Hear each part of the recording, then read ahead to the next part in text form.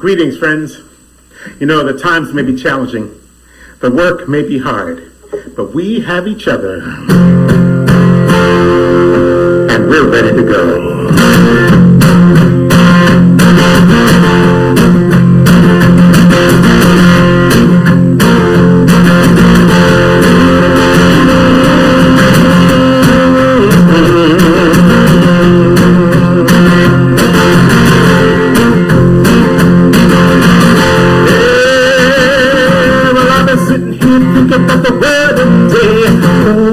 Hallelujah, got a lot on the mind, but I'm blessed to say, glory, hallelujah, I'm ready to go. Well, I'm living in the world turned upside down, oh, glory, hallelujah, gonna take some time to turn it around, glory, hallelujah, I'm ready to go. Oh, mama, it's a la-la road, you got me singing with the seed you serve, it's up to me, so come with me. Glory, hallelujah, it's a righteous day. Glory, hallelujah, I'm on my way.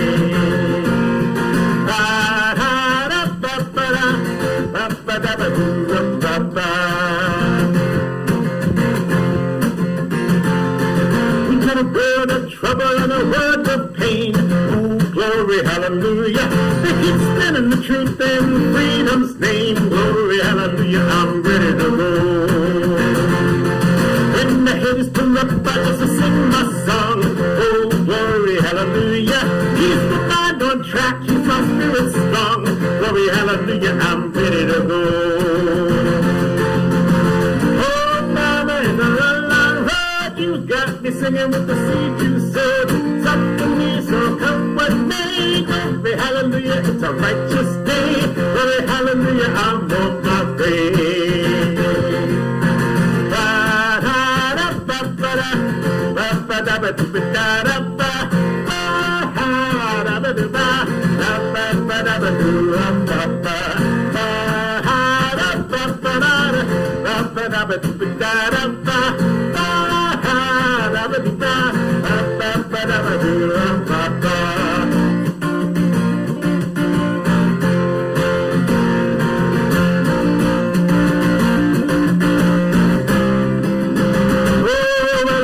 I can't do this all by myself. Oh, glory, hallelujah. It's a long, hard journey, gonna need some help. Glory, hallelujah, I'm ready to go. Well, I've been sitting here thinking about the weather day. Oh, glory, hallelujah. Got friends down the side and I'm blessed to say, glory, hallelujah, I'm ready to go. Oh, mama, it's a long, long road. You got me singing with the seed you sowed. Up to me, so come with me. Glory, hallelujah, it's a righteous day. Glory, hallelujah, I'm on my way. Oh, mama, it's a long, long road. You got me singing with the seed you sowed. Up to me, so come with me. Glory, hallelujah, it's a righteous day. Glory, hallelujah, I'm on my way.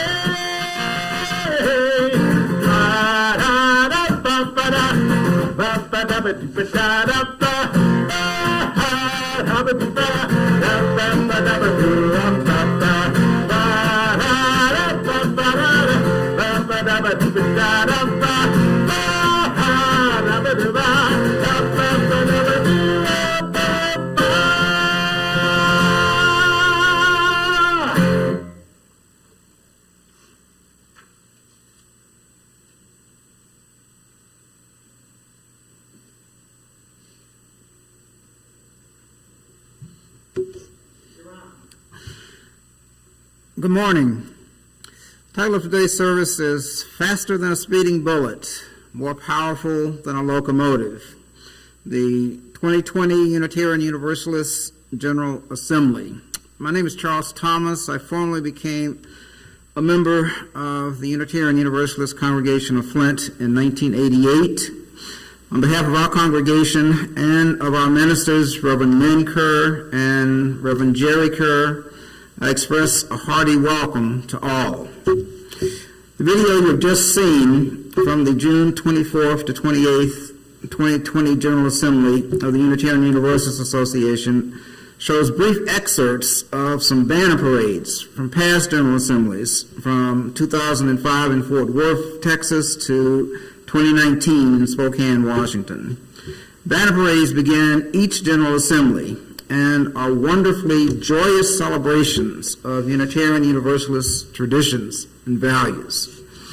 As noted on the website of the Unitarian Universalist Association, of which our church is a member, Unitarian Universalist churches practice full inclusivity for people of all genders and sexual orientations, for people of all racial, ethnic, and cultural backgrounds, and for people of all beliefs and faith traditions. I want to share with you some reasons that I value being a Unitarian Universalist. Some of you may have heard me talk about some of these reasons before. First, it's very fulfilling to me to experience being a part of a tradition of liberal religion that extends to many places around the world and extends back in time many centuries to about the 1500s for Unitarian Universalism itself, and even further back in time when one considers other forms of liberal religion.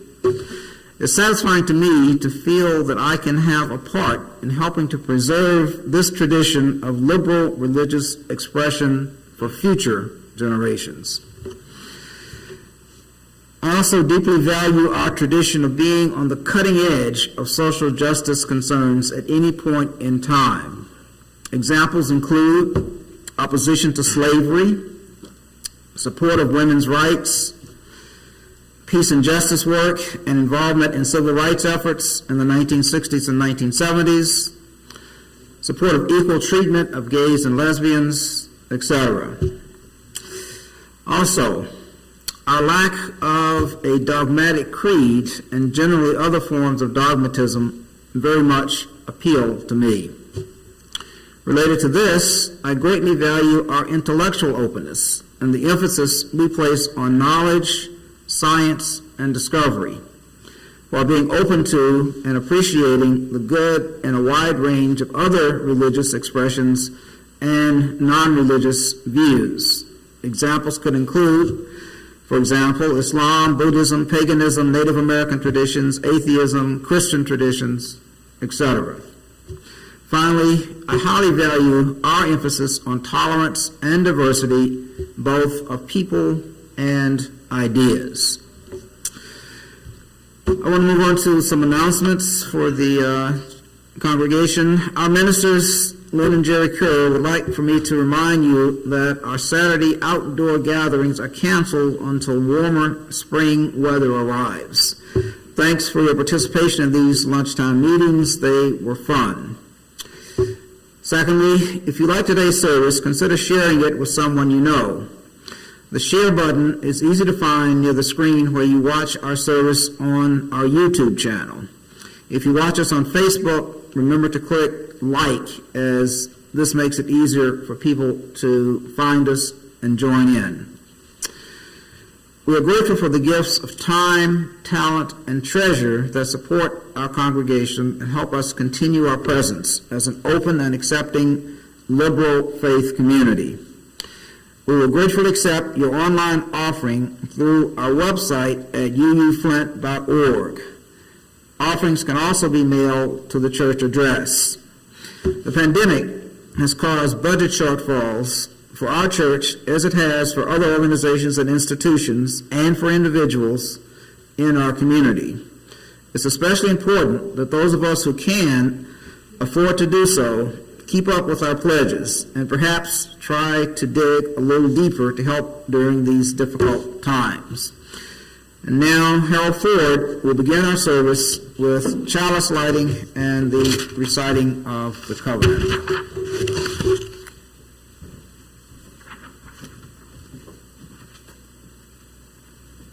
I hope that you have a candle ready. If not, please join me in the reciting of our covenant, recognizing the richness of diversity, the beauty and wonder of shared worship, and the transforming power of love and service. We gather as a sacred intentional community to freely seek knowledge and truth, to celebrate the fullness of life, and by our actions, to increase goodness and justice. Charles and I would now like to share with you some overview comments about the 2020 General Assembly. I've been to dozens, probably hundreds of conferences as an educator, an ACLU member, a part-time journalist, social justice activist, but this was my first time at General Assembly, GA, as a Unitarian Universalist. As it turned out, I picked a pandemic year for my first GA. Thus, it was virtual, an online experience. I missed that wonderful banner parade, and I missed the face-to-face affirmations that Charles Thomas has described to me.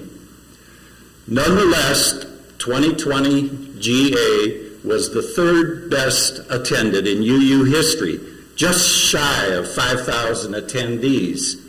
But a word of caution, when you attend events in the comfort of your own home, where you can often see others and they can see you, you must be careful about what you allow others to see and hear. In one workshop, a woman completely disrobed in her bedroom and entered the shower. I diverted my eyes, of course. I was busy for those 4 days, June 24, 28.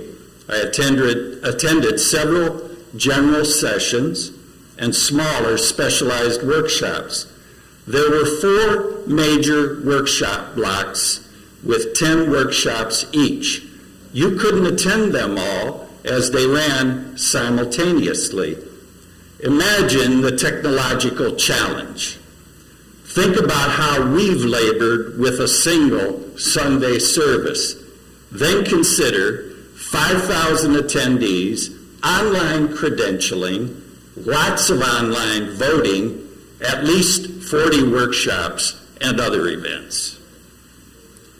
Personally, I filled up an entire notepad, 23 pages, with notes about the experience. I cast plenty of votes on plenty of resolutions. I'd like to report on just 3. Charles will report on the resolutions relevant to racial justice. 1, a resolution was passed to support and invest in youth and young adults in our faith tradition.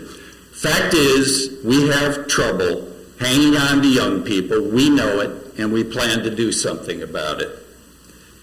2, we passed a resolution titled "The Pandemic, a Religious Response."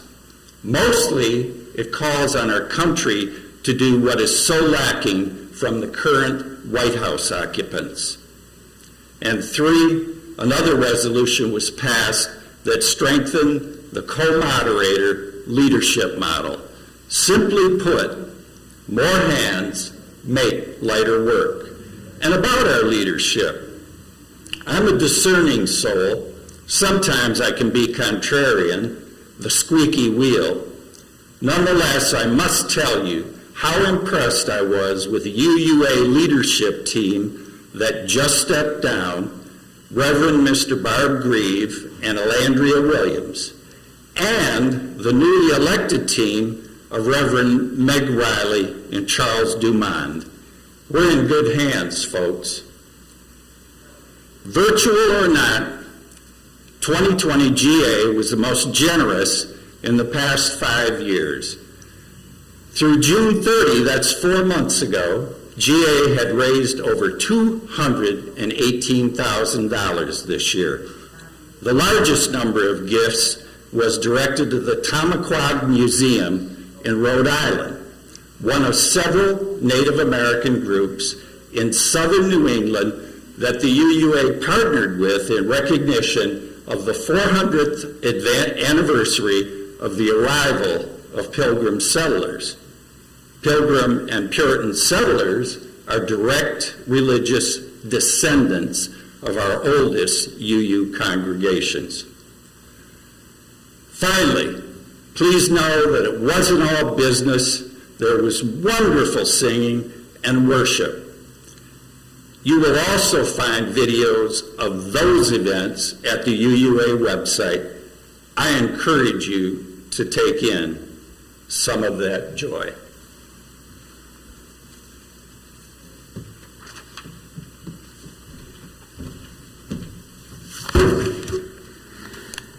Harold has shared with you some experiences as a first-time attender at a General Assembly. I'll be sharing with you momentarily my experiences as someone who has attended many General Assemblies in the past. Before I do that, I want to begin with some comments about gratitude and then some comments about goals. In terms of gratitude, I want to give a special thanks to Justin Ford and to Jennifer Howard, whose names appear on your program that you see virtually. But I also want to add special thanks to all those working behind the scenes, whose names you do not see appearing on the screen. Thorpe Saxton, Jim Newtown, Bonnie and Larry Probosic, and of course Reverend Lynn and Reverend Jerry, as well as Sue Kinsey. All of these people helped Harold and I in immeasurable ways, and the service you're seeing now could not have been possible without the help of all of these people, and Harold and I both want to give them special appreciation. I also want to express gratitude to the UUA website. As Harold pointed out, the UUA website, the Unitarian Universalist Association website, has made available to the public recordings of what appear to be all the General Assembly sessions, from which Harold and I were able to select two especially meaningful ones to share with you today. The first you've already seen, the banner parade. I also want to take this opportunity to express my special appreciation to my partner in this service, Harold Ford. His extensive experience here at this church as a speaker as well as a worship associate has given him expertise in putting together our church services that I'm deeply grateful to have been able to rely on as we plan together today's service. Next, before I start telling you about my experience as someone who's attended General Assemblies in the past, I want to just say a little bit about the goals that Harold and I have for this service. So as you come to the end of this service, you can determine whether we achieve these goals or not. We wanted for this service to help reinforce the importance of the ties between this church and the larger national association, the Unitarian Universalist Association. Second goal was to bring back from General Assembly, or as we call it, GA, to our church beneficial ideas, information, and inspiration. And our third goal for this service was to create a meaningful, satisfying, and fulfilling worship experience. So by the end of the service, we hope we will have achieved these goals for the service. So let me turn now to my sharing with you some of my views of the General Assembly as someone who's attended others in the past. I began attending General Assemblies in the 1990s. I've attended probably between a half a dozen and a dozen General Assemblies since then. In all the GAs I've attended, it's a unique or rare experience for me, and especially meaningful because I'm surrounded by thousands of other Unitarian Universalists, other people that think like me, share my religious and other values, and that's something that I don't get to experience outside of a GA. The June 24th to 28th, 2020 General Assembly was the 59th Annual Unitarian Universalist General Assembly, but it was the first, as Harold has indicated, all-virtual General Assembly. So I'd like to share with you some pros and cons of being all-virtual, starting with the cons. One con or disadvantage that the all-virtual GA has that face-to-face GAs don't have is that in the all-virtual, you can't connect with all of you friends and current members of our congregation at GA. In past GAs, it's typical for members of the church who are going to GA to get together at least once during GA for lunch or dinner. And that's also true with old friends that you meet at GA that perhaps were in the past connected with our church and moved to other cities. You get to see these people and you can have lunch and dinner with them. You can't do that when it's an all virtual format. Another con or disadvantage of the all virtual format is that there are nearly always some technical glitches, as there were with this GA that was all virtual. But fortunately, most often these are minor rather than major ones. And as we all know, we're all learning patience in our new Zoom age, and this happens not only at GAs, but at the other experiences we have with technology and other organizations and events that we participate in.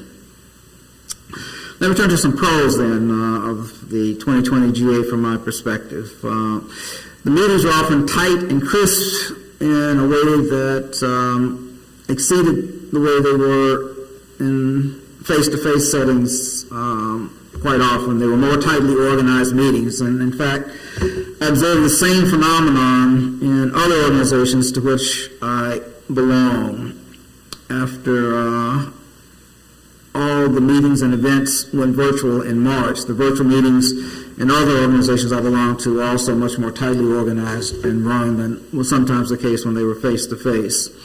Another pro, very high attendance at each GA session. Harold has noted this was the third largest GA in history, but each session also had extremely high attendance, 2 or 3 times or more higher than at a normal face-to-face GA session. For example, sessions that might normally in a face-to-face setting have 50 face-to-face attendees would have 100, 200, 300, or even more virtual attendees. Another pro that I want to call your attention is the obvious one, that it was safer to attend this GA than a face-to-face one. That's why we had the virtual format. 70% of attendees were age 55 or older, including Harold and I. And as we all know, this is a vulnerable group in terms of COVID-19. Another pro for the virtual GA is that it was significantly less expensive to attend GA this year. The cost was $150. It had previously, when it was scheduled as a face-to-face gathering, been $400 rather than $150 to register for the GA. Also, there were no travel, meals, and hotel expenses. On the other hand, of course, the smaller registration fee meant a loss of income for the UUA. So even though it was beneficial for us as individuals, for the UUA, it meant they had less income from the GA. Another pro is simply that we were able to successfully carry out the business activities and events of the GA. This was not guaranteed that this all virtual format would work. It could have ended up being a flop and didn't work. So it's impressive to me simply that it worked. So, can one really say GA 2020 was, as the title of our service says, faster than a speeding bullet and more powerful than a locomotive? Probably not, but I think nearly all GA 2020 attendees would say it was nevertheless a really super GA.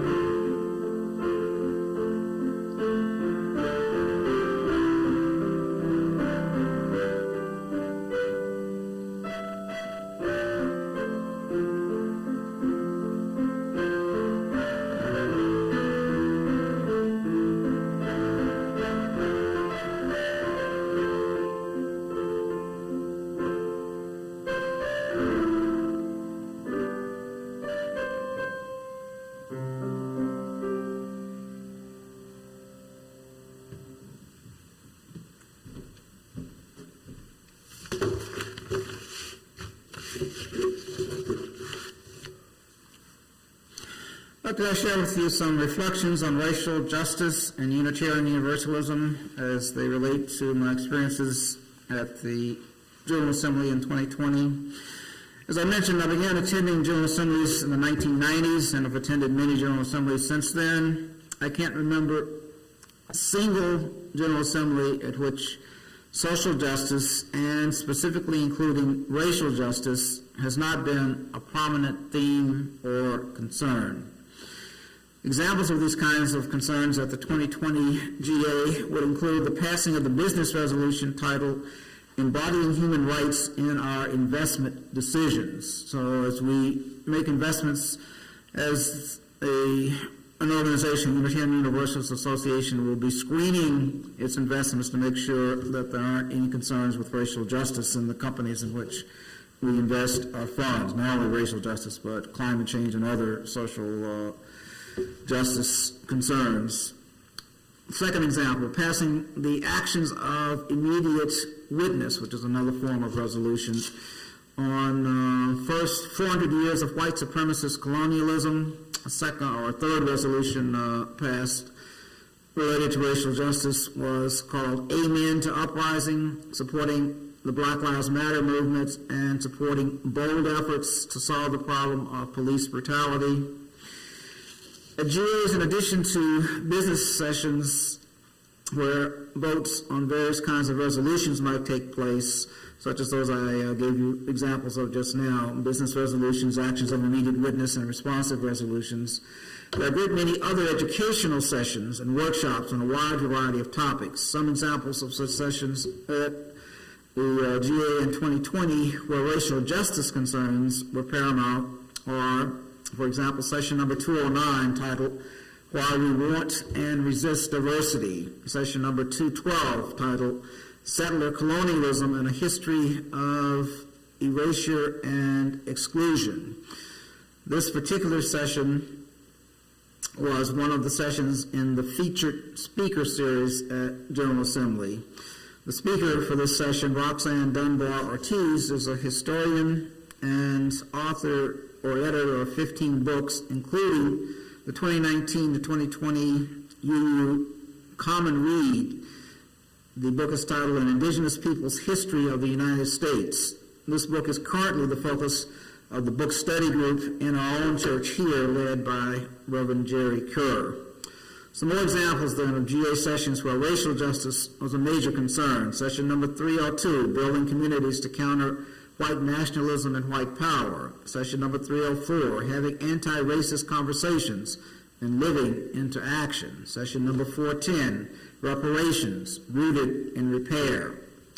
Session number 505, Anti-Racism as a Spiritual Practice. Session number 512, The Presence of Black Women in Unitarian Universalism. And I could list many others, but I've listed enough to give you the sense of the point I'm trying to make. At the virtual GA in 2020, my wife Jennifer and I attended many sessions such as the ones above and found them to be engaging, informative, and forward-thinking. And to be frank, there were two or three that were kind of a dud, but most of them were very good. The 2020 GA marked a major turning point in the Unitarian Universalist Association's efforts to promote racial justice within its institutional life. The UUA, Unitarian Universalist Association, transitioned from the approach it began in 1997 when it adopted what it called the Journey Towards Wholeness Transformation Committee Business Resolution. And as I transition into this part of the talk, I want to call your attention to an article in the current UU World, our magazine. The Fall 2020 UU World has an article by Jessica York, Carrie McDonald, and Janice Marie Johnson titled, quote, Commission on Institutional Change's final report is a critical waypoint, not the end of a journey. And in that article, they make these points relevant to my concerns here. In 2017, the Committee on Institutional Change was created and charged by the Unitarian Universalist Association, quote, was supporting long-term cultural and institutional change that redeems the essential promise and ideals of Unitarian Universalism. Its mission was similar to previous UUA initiatives, quote, to analyze structural racism, the workings of power, and white supremacy culture within the Unitarian Universalist Association. The work of the Commission during the past 3 years, from 2017 to 2020, has involved focus groups, individual interviews, analyzing surveys. They used an audit by an outside agency. They accepted personal testimonies from individual Unitarian Universalists. They gave regular reports to the UUA board, and they gave updates on their work on their blog. They had discussions and workshops at General Assemblies from 2017 to 2020 and in regional gatherings. The final report they issued was titled Widening the Circle of Concern, the report of the UUA Commission on Institutional Change. So in 2020, the GA adopted the responsive resolution titled Widening the Circle, Establishing Ongoing Intersectional Accountability Commission and Sunsetting the previous Journey Towards Wholeness Transformation Committee whose work began, as we noted earlier, in 1997.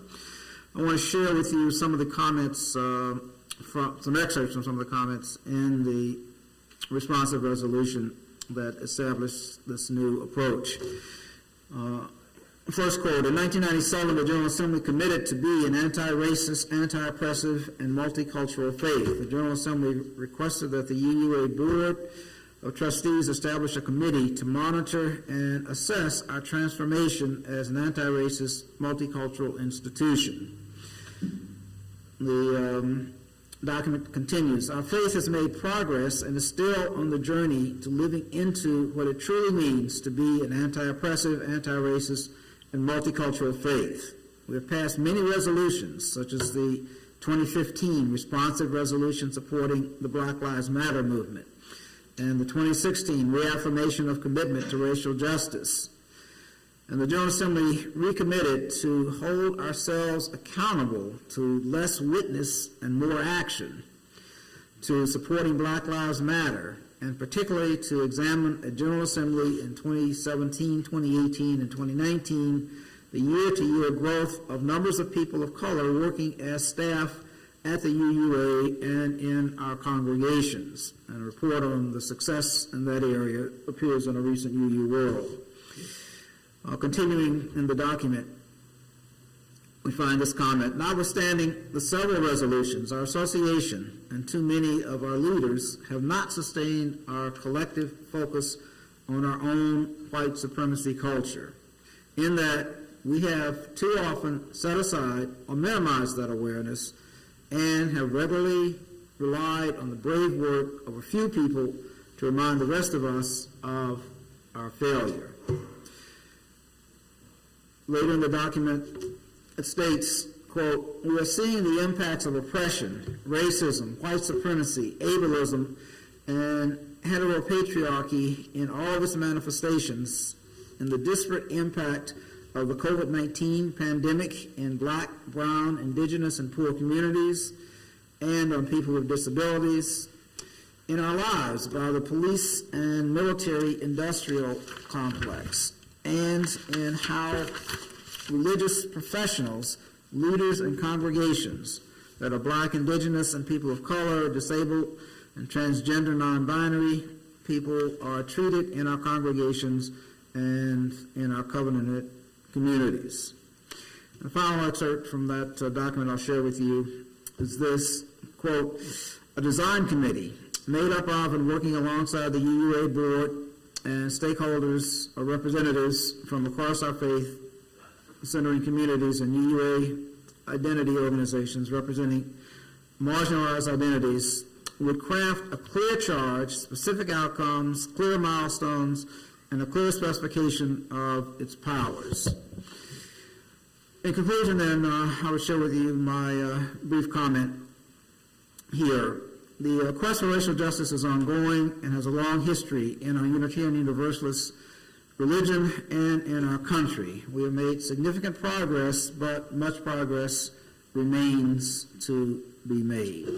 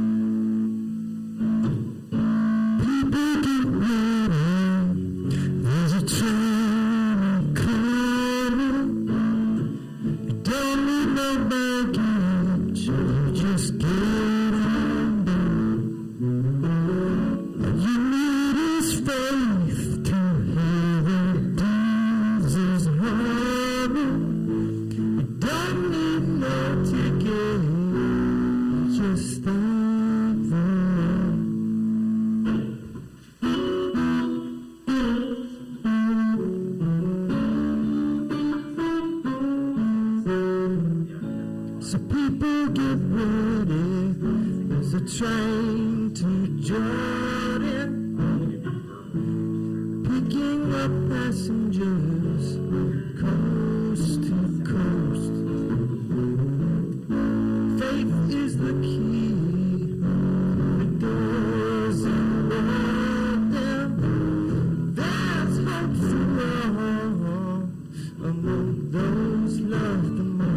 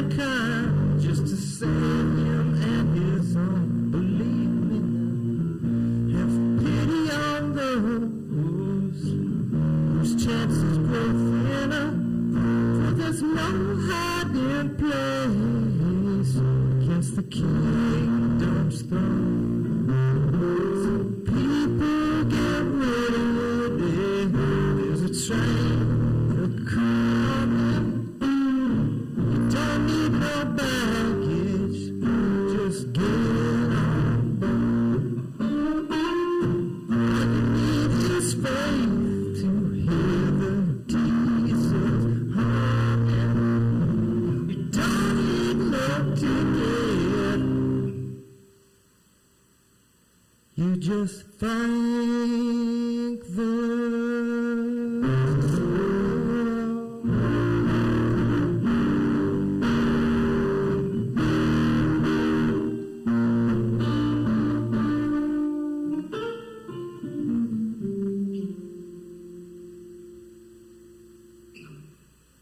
That's my boy. There were two main presenters at this year's GA. Roxanne Dunbar Ortiz, as Charles told you, has a new book titled Not a Nation of Immigrants, and our church is soon going to do a group read on Miss Dunbar's book. Thus, we'll not review her talk or her book in this morning's service. The other featured speaker was Naomi Klein. Her latest book, On Fire, The Burning Case for a Green New Deal, is available at uuabookstore.org. Now, if you don't plan to read their books, you'll find summary articles